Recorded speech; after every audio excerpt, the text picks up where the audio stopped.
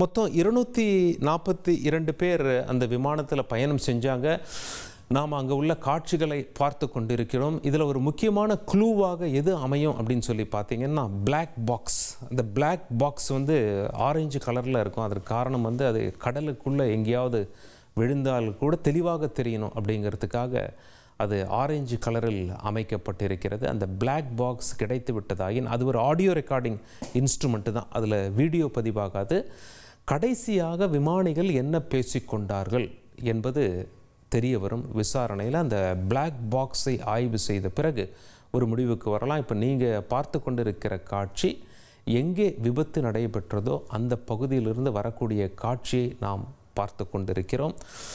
மருத்துவ அமைப்பு சொல்லியிருக்காங்க, அதாவது 4 முதல் 5 மருத்துவ மாணவர்களை காணவில்லை அப்படின்னு சொல்லியிருக்காங்க.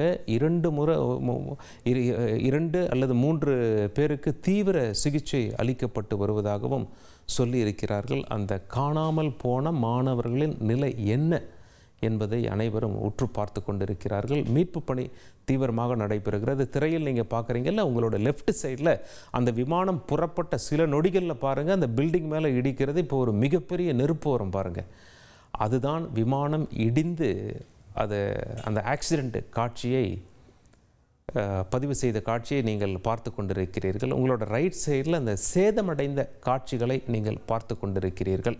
விமானம் கட்டடம் மேலே இடிஞ்சது இல்லையா, அங்கே அந்த மீட்பு பணியில் எல்லாம் நின்று கொண்டிருக்கிறார்கள். அந்த காட்சியை நீங்கள் தற்பொழுது பார்த்து கொண்டிருக்கிறீர்கள். 204 பேர் உயிரிழந்து விட்டதாக பெங்களூரு அகமதாபாத்தின் போலீஸ் கமிஷனர் மாலிக் தெரிவித்திருக்கிறார். மேலும் சில பேர் நிலை கவலைக்கிடமாக இருக்கிறது என்றும் தெரிவித்திருக்கிறார். அங்கே விமான போக்குவரத்து துறை அமைச்சர் நின்று கொண்டிருக்கும் காட்சியை நாம் பார்த்து கொண்டிருக்கிறோம். திரு அமித்ஷா அவர்களும் அகமதாபாத் விரைகிறார். அங்கே மீட்பு பணி துரிதமாக நடைபெற்று கொண்டிருக்கிறது. ஆனால் எத்தனை பேர் அந்த விமானத்தில் இருந்தவர்கள் உயிர் பிழைத்திருக்கிறார்கள் என்ற கேள்வி முன்வைக்கப்படுகிறது. 242 பேரில் 204 பேர் உயிரிழந்து விட்டதாக போலீஸ் கமிஷனர் தகவல் தெரிவித்திருக்கிறார். இது சோகத்தை ஏற்படுத்தியிருக்கிறது. குஜராத்தின் முன்னாள் முதலமைச்சர் விஜய் ரூபானியின் நிலை என்ன என்ற கேள்வியும் முன்வைக்கப்பட்டு மீட்பு பணியினர் தீவிரமாக அங்கே மீட்பு பணியில் ஈடுபட்டு வரும் காட்சிகளை நாம் பார்த்து கொண்டிருக்கிறோம். தீயை அணைக்க ஃபயர் இன்ஜினில் கொண்டு வந்து அந்த தண்ணீர் பீச்சி அடிக்கப்படுகிறது. அது மட்டும் இல்லை, அங்கே எப்படி மரம் செடி கொடிகள்லாம் எரிந்திருக்கிறது. அந்த பேசஞ்சர்ஸ் கொண்டு வந்த லக்கேஜை கொண்டு வந்து வைக்கிற காட்சி நீங்கள் பார்த்து கொண்டிருக்கிறீர்கள்.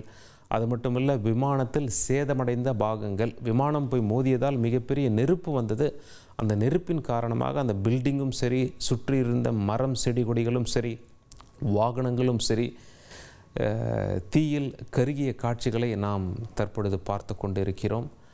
அங்கே அதிகாரிகளும் அமைச்சர்களும் ஆய்வு பணியில் ஈடுபட்டு கொண்டிருக்கிறார்கள். யாரையாவது காப்பாற்றிவிட முடியுமா, அங்கே யாருக்காவது உதவி தேவைப்படுகிறதா என்று மிகவும் மும்முரமாக இருக்கிறார்கள்.